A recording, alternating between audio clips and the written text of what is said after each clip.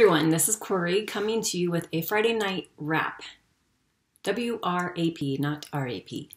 So that you can finish the week on top, even if you didn't maybe get to the top this week. So this is what I want to share. When you are at the end of the week and perhaps you're looking over your sales goals or your whatever goals you might have in your business, and maybe you're noticing you didn't quite meet the goals that you set for yourself. At this point, you have a couple options. The first option, sort of maybe the more traditional option, is to, feel bad and maybe beat yourself up and then perhaps engage in some, self-soothing destructive behavior, like perhaps over drinking or binging on social media, like something to take away that discomfort of not having met your goal. The other option is to acknowledge where you did progress this week, appreciate all the things that you did to move closer to your goal, and celebrate that you're still in the game, that you didn't engage in those destructive behaviors, which includes beating yourself up, because beating yourself up is probably the most destructive, more so than the activities that stem from that behavior. So how you can look at this is to get the emotion out of it and to engage the intellect and really write down what are all the things that you did this week.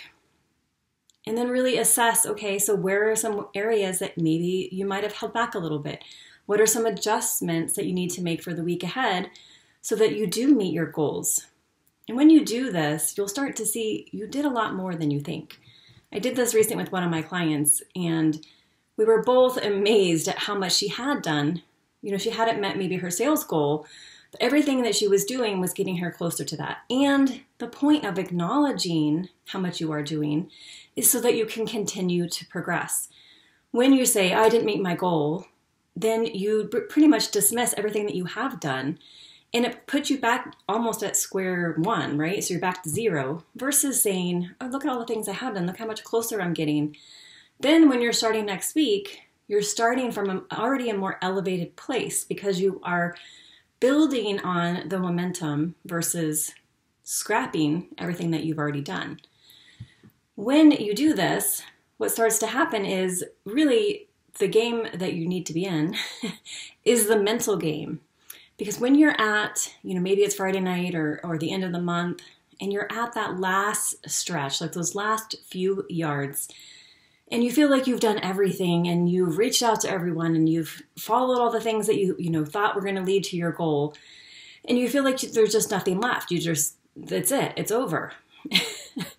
It's that point at which you are on the verge of a breakthrough if you stay in the game. And that doesn't mean that you're going to go crazy and grind and just stay up on all hours of the night. What I mean by staying in the game is you're staying in the game mentally, that you are appreciating, acknowledging, adjusting, and building on that momentum, because what you want to do here is think that when you stay in that game, when you, instead of saying there's nothing left and you've given it all, and instead you say, you know what, there's something still here, and something amazing is about to break through because I'm still in it.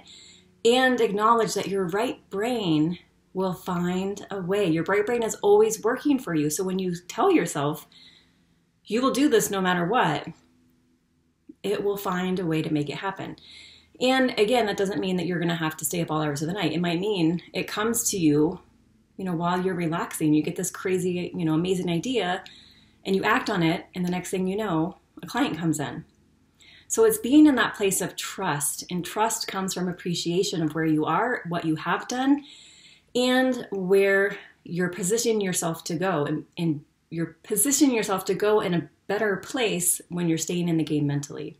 Because what you really want to ask is, are you in this to win, or are you playing not to lose? And as long as you stay in the game, you will win. Thanks for watching.